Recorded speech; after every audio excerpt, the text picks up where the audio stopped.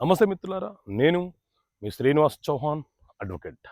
మిత్రులారా, ఒక తండ్రి తన ఆస్తిని తన పిల్లలకు వీలునామా రాశాడు.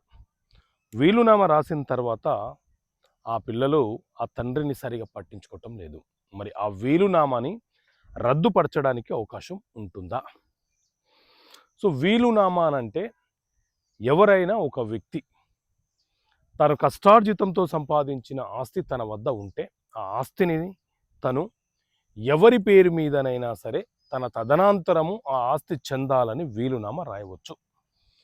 సో వాస్తవంగా చట్ట ప్రకారంగా అయితే వీలునామా రిజిస్టర్ కాకపోయినా చెల్లుబాటు అవుతుంది. అయితే ఒకసారి నా ఆస్తి నా తదనంతరం పలానా వ్యక్తికి చెందాలని వీలునామా రాసి రిజిస్ట్రేషన్ చేస్తే ఎవరైతే వీలునామా రాశారో ఆ వ్యక్తి ఆ ఆస్తిని ఎప్పుడైనా అంటే ఆ వీలునామాని ఎప్పుడైనా రద్దుపరచవచ్చు. రద్దుపరుచుకునే హక్కు, అధికారము, అవకాశము వీలునామా రాసిన వ్యక్తికి ఉంటుంది.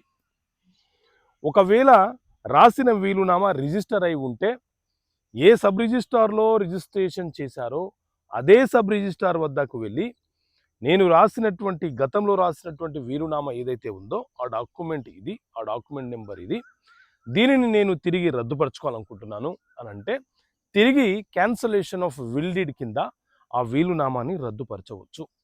మరి ఆ వీలునామాని రద్దుపరిచిన తర్వాత మరొక వీలునామా రాయవచ్చా అని అంటే ఖచ్చితంగా రాసుకోవచ్చు.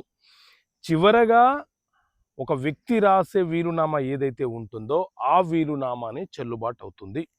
ఒకవేళ గతంలో రాసిన వీలునామా రద్దుపరచకుండా ఆ తర్వాత మరొక వీలునామా రాస్తే గతంలో రాసినటువంటి వీలునామా ఏదైతే ఉందో ఆ విషయాన్ని కూడా ఇప్పుడు రాసే వీలునామాలో ప్రస్తావిస్తూ చివరగా వీలునామా ఏదైతే రాస్తారో ఆ వీలునామానే చెల్లుబాటు అవుతుంది. కాబట్టి మీ పిల్లలు మీ పేరు మీద ఉన్నటువంటి ఆస్తులను గిఫ్ట్ డీడ్ చేసుకొని లేదా వీలునామా రాసుకొని మిమ్మల్ని చూడకుండా అంటే సీనియర్ సిటిజన్స్గా మారిపోయినటువంటి వృద్ధులైనటువంటి తల్లిదండ్రుల ఆస్తులను తీసుకొని మిమ్మల్ని కనుక పట్టించుకోకపోతే మీరు ఆ గిఫ్ట్ డీడ్ని రద్దుపరచవచ్చు. అలాగే ఆ వీలునామాని రద్దుపరచుకునే అవకాశం మీకు ఉంటుంది. గిఫ్ట్ డీడ్ని మీరు రద్దుపరచుకోవాలనుకుంటే సీనియర్ సిటిజన్షిప్ యాక్ట్ 2007 ప్రకారంగా మీరు ఆర్డీఓ గారికి కంప్లైంట్ దరఖాస్తు చేయవచ్చు. ఒకవేళ వీలునామాని రద్దుపరచుకోవాలనుకుంటే ఎక్కడైతే రిజిస్ట్రేషన్ అయిందో అక్కడ ఆ వీలునామాని మీరు రద్దుపరచుకునే అవకాశం ఉంటుంది.